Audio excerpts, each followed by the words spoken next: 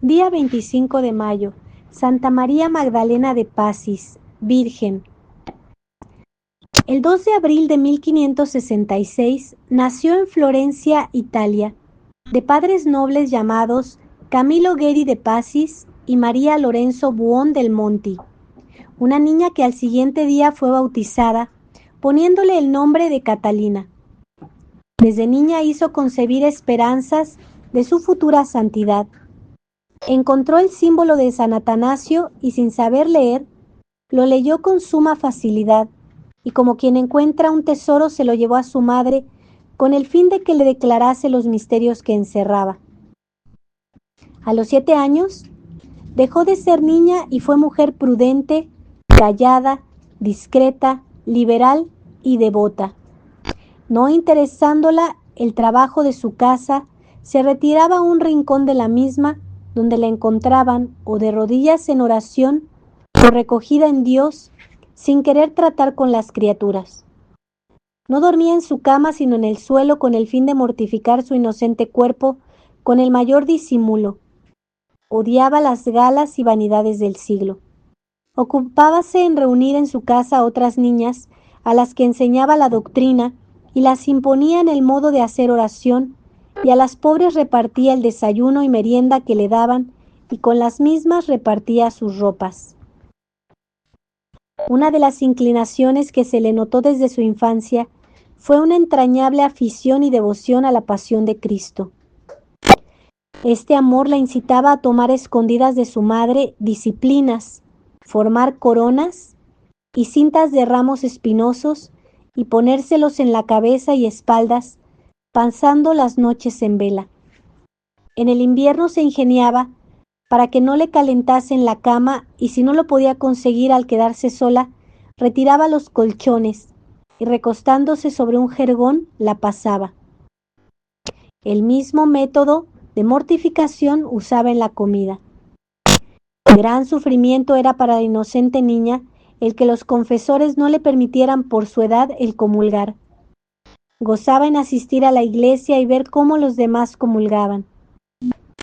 Su madre notó que la niña, los días que ella comulgaba, se juntaba más a ella, y preguntándole el motivo con candor le respondió: «Porque me oléis a Jesucristo».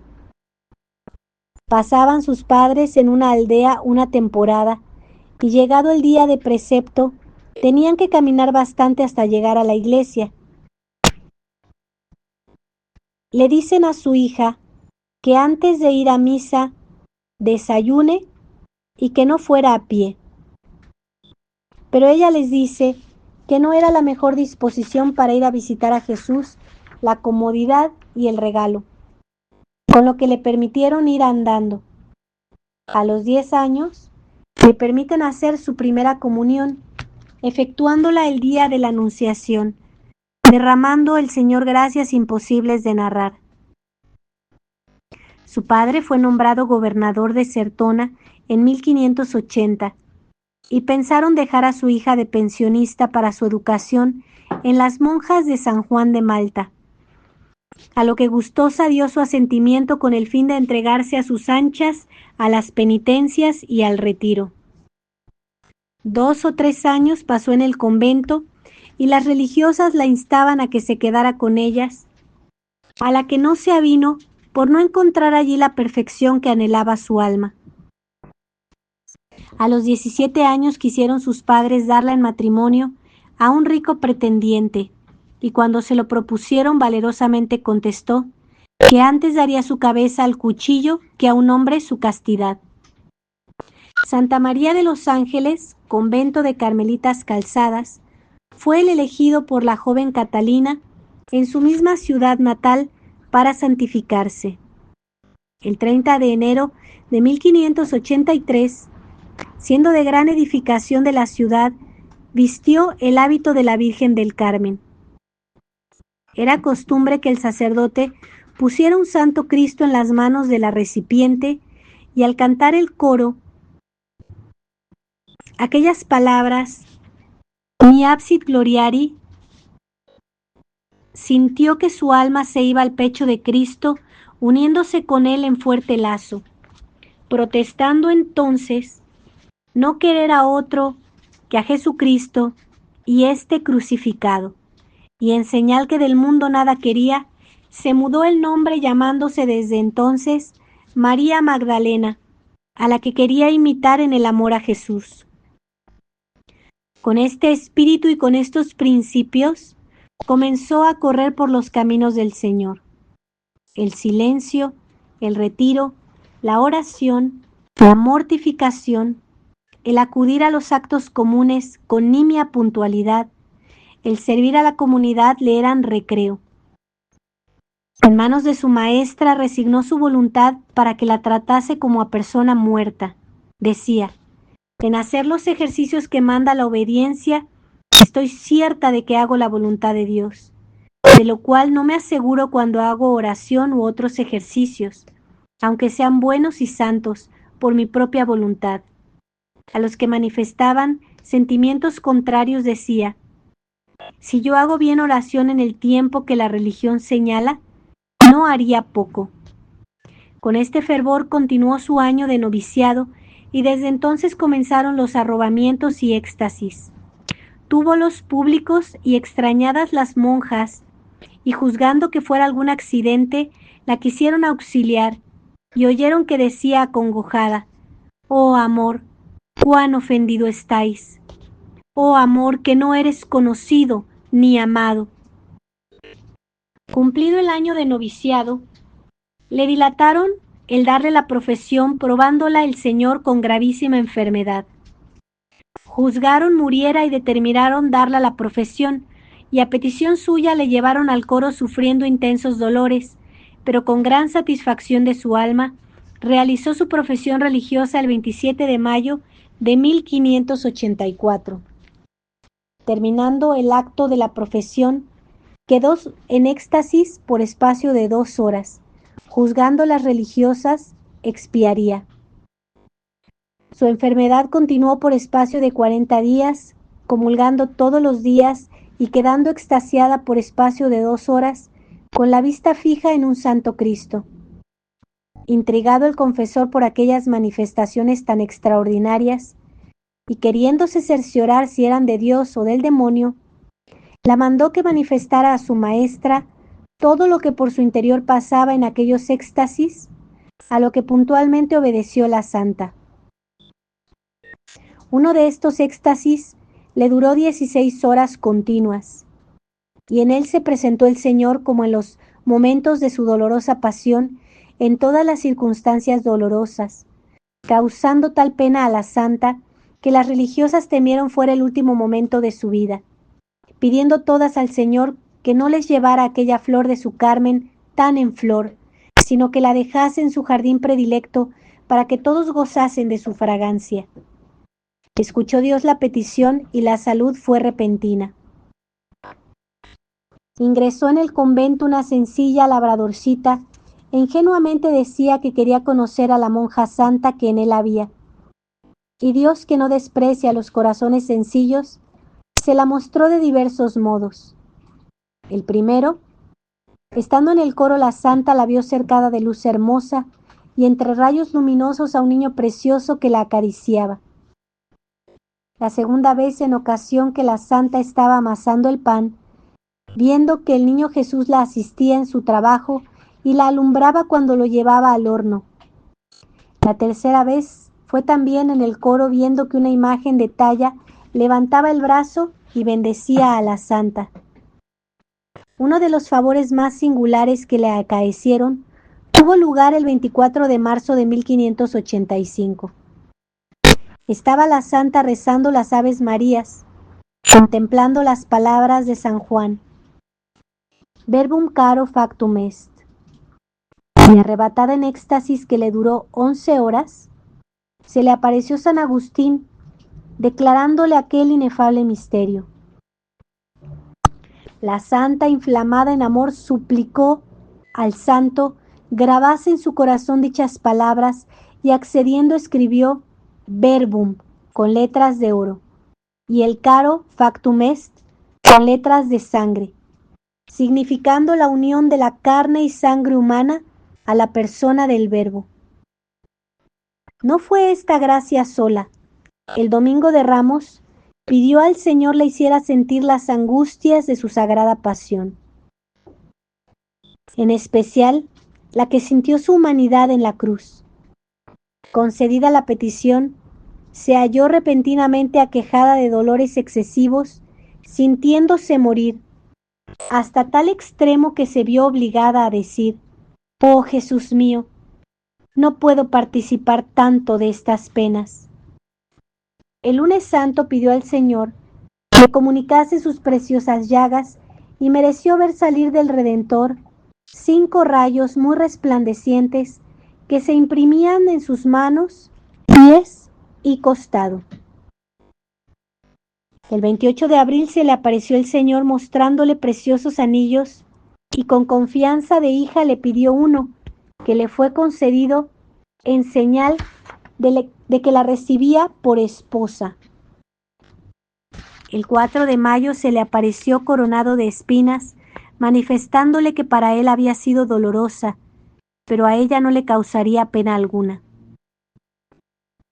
Favores tan singulares en los que Dios derramaba tantas gracias sobre su alma, llenaron de rabia el infierno, y por 3 noches consecutivas se le aparecieron horribles visiones infernales que afligieron a su alma con su vista y al cuerpo con dolores sensibles. Pasadas las 3 noches se le aparecieron las 3 divinas personas, que grandemente la confortaron. El Padre le habló diciendo: «Esposa de mi unigénito Verbo, pídeme lo que quisieres, que todo lo alcanzarás». El Hijo le dio el corazón y el Espíritu Santo la enriqueció con sus dones. El 21 de mayo, postrada en tierra por su humildad y elevada al cielo por su contemplación, recibió del mismo Jesucristo las siguientes reglas. Primera, que en adelante no tomase más que pan y agua, a excepción de las fiestas, en que se alimentaría con manjares cuaresmales. Segunda, que no había de dormir más que 5 horas sobre un jergón de pajas. Tercera, que sus palabras habían de ser llenas de mansedumbre, de verdad y de justicia. Su entendimiento había de estar como muerto, sin buscar cosa para sí. Que su memoria totalmente olvidase todo si no eran los beneficios divinos. Que su voluntad no desease las cosas de la tierra, sino agradar en todo a Dios, y que se resignase en la divina providencia. La aseguró que en la Pascua próxima sería fortalecida con los dones del Espíritu Santo, y que de él esperara la fortaleza para pelear la batalla próxima. Confiada la Sagrada Virgen, llamó en su ayuda a la Santísima Virgen y santos, sus devotos, ofreciéndose humilde a padecer con tal que su majestad la librara de ofenderle. El día de la Ascensión mereció verle subir glorioso a los cielos, y en su octava la otorgó el don de la pureza en forma de vestidura blanca. En la fiesta del Espíritu Santo, sintió que el Padre Eterno le decía: «Ven, esposa mía, reposo y estímulo mío». Contestándole ella: «Ecce venio, venio cito», comunicándole sus dones durante la octava. Fortalecida de esta manera, la puso en la noche oscura del espíritu, hallándose rodeada de tristeza y desconsuelos, hasta el punto de decir: «No creo haya tentación alguna del infierno que no haya padecido». Tentaciones contra la fe, pensamientos de soberbia, de desobediencia, de gula, de lujuria tan persistentes que las unas alcanzaban a las otras, haciéndolas sufrir más la ausencia del Señor y que el cielo permaneciera tan cerrado. La oración que antes era su consuelo, ahora le era una carga pesada, no cesando el demonio de representarle 1000 desatinos mezclados con desconfianzas, por lo que encontraba cerrados todos los caminos de consuelo. Dios parecía estar sordo a sus clamores y los santos sus patronos no le eran propicios a su padecer. Volvía la vista atrás y todo le parecía un sueño. Las criaturas la juzgaban desfavorablemente y era tal su desolación que volviéndose a Dios exclamó: ¿Dónde estás, Dios mío? El sol de tu gracia me parece se ha oscurecido. Tu bondad también me parece se ha oscurecido. Estoy ahora como un cuerpo que no teniendo miembros no se puede ayudar, o como un tronco estéril, porque viéndome dejada de tu gracia, no hay quien me ayude. Redoblada más intensamente el infierno sus esfuerzos para combatirla, o por representaciones, o por los sentidos, o golpeándola ferozmente, decía: dejadles que hagan a su gusto lo que quisieren, que yo sé que el Señor no les permitirá que hagan más de lo que yo pudiere sufrir. Con esta confianza celestial los baldonaba diciéndoles: ¿no echáis de ver, necios e ignorantes, que yo estoy al lado de mi Jesús y que no me podéis hacer nada ni ningún daño? ¿No echáis de ver que con esas batallas hacéis que yo quede más gloriosa y vencedora? 5 años sufrió tan terrible prueba. Pasada, siguiendo la inspiración del cielo, se descalzó. Vistió hábito áspero y pobre y en la celda no dejó nada más que pobre tarima y un crucifijo.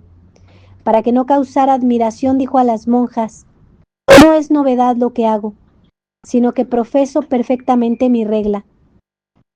Mandáronla la priora y confesor que se calzara e inmediatamente obedeció, pues tenía por norma que en obedecer no se engañaba, y en las revelaciones podía existir el engaño.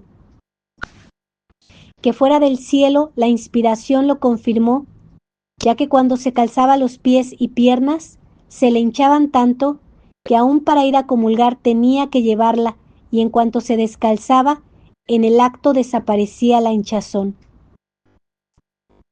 No cesó el enemigo de molestarla con tentaciones deshonestas y recurriendo a la madre de toda pureza, la cubrió con riquísimo velo, prometiéndola que en adelante no sentiría aquellos pensamientos impuros.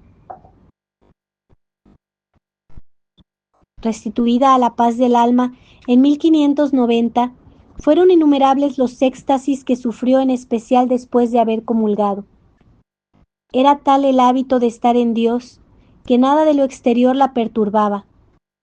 Siendo maestra de novicias, dijo a una novicia: lo mismo es para mí decirme, andad al coro a hacer oración, que decirme vaya a ejercitar cualquier obra de manos. No hallo diferencia alguna en ello. Y si dijere que alguna vez hallo más fácilmente a Dios en el exterior que en la oración, pensaré que digo verdad. Inflamado su corazón en el divino amor, no podía sino pensar en Dios y amar a Dios. De este intenso amor de Dios le procedía el amor a las almas. Decía: oh, ¿quién me diese poder para ir a tierra de infieles? Si me fuera posible, traería al gremio de la Iglesia a todos los infieles del mundo, para que abandonaran sus errores y fueran regenerados y alimentados con los sacramentos. Le fue mostrada la hermosura de un alma en gracia y la fealdad de otra en pecado, ansiando que todas lograsen los frutos de la pasión de Cristo. Hablando de la obediencia, dijo antes de morir: no recuerdo de haber hecho cosa jamás sin obediencia.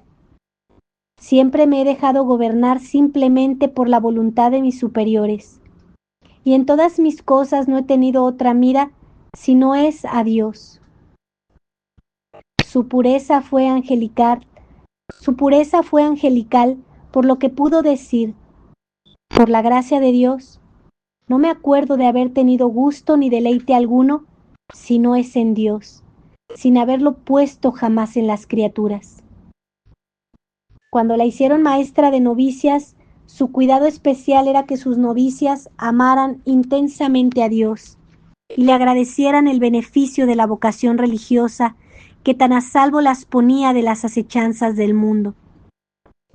Con luz celestial veía sus interiores y a cada una la dirigía conforme lo necesitaba. Sus vehementes deseos de padecer la hacían decir que solo deseaba vivir por padecer, porque en la otra vida ya no se podía padecer por amor de Dios. En 1604 tuvo el último éxtasis que le duró 8 horas.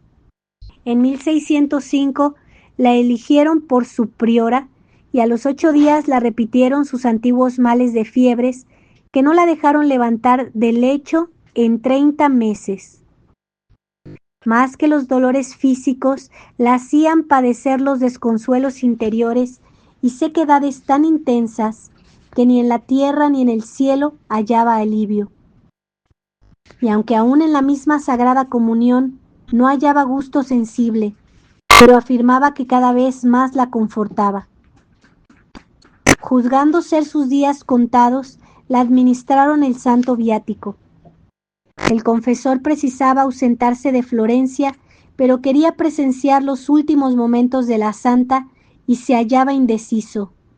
Y dícele: Padre, podéis ir con seguridad, y decid a los padres del yermo que me encomienden en sus oraciones, que por ellas espero salvarme. Duda el confesor y le repite: Padre, podéis ir, que yo os aseguro que me hallaréis viva cuando volváis. Con esta seguridad marchó y regresando a los 3 días la halló aún viva. Continuamente pedía a la santa enferma le leyeran la Pasión, le rezaran las letanías y el símbolo de San Atanasio. Asistíala el confesor y a eso de las 11 se retiró para celebrar la Santa Misa. Apenas había llegado a la sacristía cuando urgentemente le avisan que la enferma se muere. Él entonces dice: digan a Sor María Magdalena que así como fue obediente en vida, lo sea en muerte, y que espere hasta que yo diga misa y comulguen las religiosas. Danle el recado y sonriente dice: Benedictus Deus. Terminada la misa acude el confesor, que le hace la recomendación del alma mientras las religiosas, conforme la enferma les había pedido, cantan alabanzas divinas, entre cuyos ecos se desprendió su alma de aquel cuerpo para como paloma volar a su nido, como flor a su vergel, como ángel a su coro, y así descansar, florecer y vivir con Jesús eternamente. Murió el 25 de mayo, viernes de 1607, cuando contaba 41 años y 24 días de Carmelita Calzada, 24 años con 25 días. Muerta, la amortajaron llevándola al coro no para velarla como a difunta, sino para encomendarse a ella como santa. Viéronse precisadas a sacarla a la iglesia al otro día, y hecha salir a la multitud de la iglesia por la noche, vestida con hábitos de seda, la enterraron a ocultas detrás del altar mayor. Al año examinan el sepulcro y encuentran el cuerpo incorrupto y los vestidos podridos. Pónenla nueva ropa y caja decente. Su fama de santidad cada vez era más intensa, pidiendo al Papa Paulo V iniciar el proceso de canonización, el cual lo encomendó al arzobispo de Florencia. La santidad de Urbano VIII, a 8 de mayo, la beatificó en 1626 y en 1669 el Papa Clemente IX, juntamente con San Pedro de Alcántara, la canonizó. El Papa Clemente X en 1672 concedió a la orden oficio propio, mandando ponerla en el breviario romano y concediendo indulgencia plenaria en su festividad. Santa María Magdalena de Pacis, rogad por nosotros.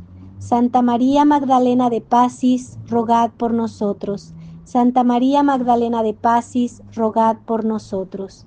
Ave María Purísima, sin pecado original concebida. Por la señal de la Santa Cruz de nuestros enemigos, líbranos, Señor Dios nuestro, En el nombre del Padre, y del Hijo, y del Espíritu Santo. Amén.